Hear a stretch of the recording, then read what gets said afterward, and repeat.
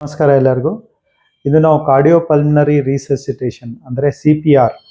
ಇದು ಎಮರ್ಜೆನ್ಸಿಗೆ ಒಳಗೆ ಮಾಡೋದೊಂದು ಪ್ರೊಸೀಜರ್.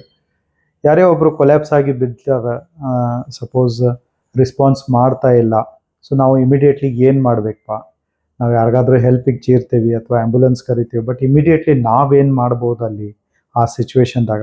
ಯಾರೇ ಆಗಲಿ, ನೀವು ಫಸ್ಟ್ ಅವ್ರದ್ದು ಬ್ರೀದಿಂಗ್ ಆಗ್ತಾ ಇದೆ ಏನಂತ ಸ್ವಲ್ಪ ಸಪ್ಲ ಕೇಳ್ಬೋದು, ಅಥವಾ ಎದೆ ಮೇಲೆ ಕೈ ಇಟ್ಟರೆ ಗೊತ್ತಾಗ್ತದೆ ಬ್ರೀದಿಂಗ್ ಮೂವ್ಮೆಂಟ್ ಐತೋ ಇಲ್ಲೋ ಅಂತ.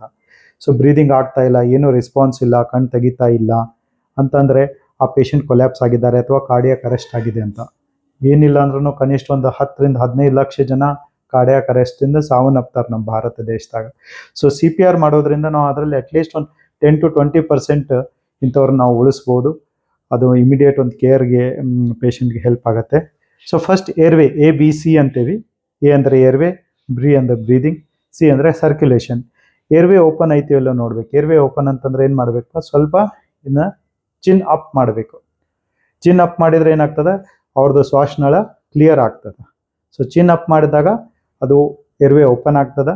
ಸೊ ಬ್ರೀದಿಂಗ್ ಇಲ್ಲ ಅಂದರೆ so mouth to mouth breathing, ಈ ಥರ 2 ಜೋರಾಗಿದ್ದಿದ್ದು ಶ್ವಾಸ ಕೊಡ್ಬೋದು. ಥರ್ಡ್ ಈಸ್ ಸರ್ಕ್ಯುಲೇಷನ್ ಅಂದರೆ ಇದನ್ನೇ ಎದೆ ಮಧ್ಯ ಭಾಗದಾಗ ಕೈಯನ್ನು ಈ ಥರ ಈ ಪಾರ್ಟ್ದಿಂದ ನಾವು ಎದೆಯನ್ನು ಒತ್ತಬೇಕು. ಒಂದು ಕೈ ಮೇಲೆ ಇನ್ನೊಂದು ಕೈ ಇಟ್ಟು ಈ ಥರ ಇಂಟರ್ಲಾಕಿಂಗ್ ಮಾಡಬೇಕು. ಮಾಡಿಬಿಟ್ಟು ಎದೆಗೆ ಈ ಥರ ಮಧ್ಯ ಭಾಗದಾಗ ಸೆಂಟ್ರದಲ್ಲಿ ಇಟ್ಟು ಕೈಯನ್ನು ಈ ಥರ ಪ್ರೆಸ್ ಮಾಡಬೇಕು. ಈ ಎಲ್ಬೋಸ್ನ ಸ್ಟ್ರೇಟ್ ಇಡಬೇಕು, ಇವು ಫೋಲ್ಡ್ ಆಗಬಾರ್ದು. ಎಲ್ಬೋ ಸ್ಟ್ರೇಟ್ ಇಟ್ಟು 30 ಕಂಪ್ರೆಷನ್ ಮಾಡಬೇಕು. 30 ಕಂಪ್ರೆಷನ್, 2 ಬ್ರೀದಿಂಗ್. ಈ ಥರ ಟೋಟಲ್ 1 ನಿಮಿಷಕ್ಕೆ 3 ಸೈಕಲ್ಸ್ ಆಗಬೇಕು. ಸೊ ಇದು CPR. ಇದರಿಂದ ಏನಾಗ್ತದೆ, ಹೃದಯಗತಿ ಮತ್ತೆ ವಾಪಸ್ ಬರೋ ಚಾನ್ಸಸ್ ಚೆನ್ನಾಗಿರುತ್ತೆ, ಸರ್ಕ್ಯುಲೇಷನ್ ಆಗತ್ತೆ.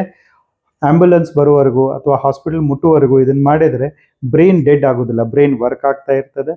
ಸ್ವಲ್ಪ ಆಕ್ಸಿಜನ್ ಅವರಿಗೆ ಪೇಷಂಟ್ ಸಿಗ್ತದೆ.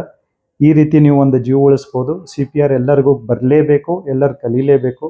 ಇದು ಬಹಳ ಮಹತ್ವದ್ದು. Thank you.